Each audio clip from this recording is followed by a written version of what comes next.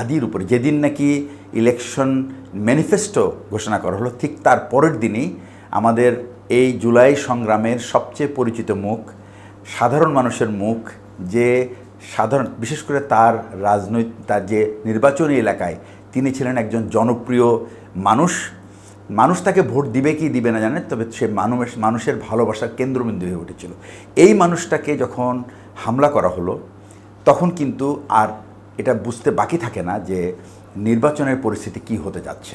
তার ঠিক আগের দিনের যে হামলাটা, এটার আপনি বলতে চাচ্ছেন যে এটা নির্বাচনের ক্ষেত্রে এক ধরনের প্রতিবন্ধকতা। এটা একটা beginning, actually it is going to be এর থেকেও বেশি ফ্যাটাল হবে, এর থেকেও রক্তাক্ত হবে।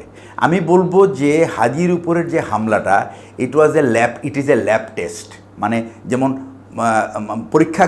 পরীক্ষাগারে যদি আপনি কোনো কিছু পরীক্ষা করতে চান, একটা বড় কিছু করার আগে একটা ছোট একটা মানে কি বলবো আপনার রেপ্লিকা ছিল হাদির উপর আক্রমণ।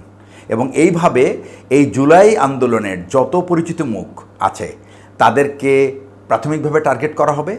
এবং এটার মূল উদ্দেশ্য হচ্ছে, জুলাই আন্দোলনটা কিন্তু গড়ে উঠেছিল ভারতীয় আধিপত্যবাদের বিরুদ্ধে, আওয়ামী দুঃশাসনের বিরুদ্ধে। আপনার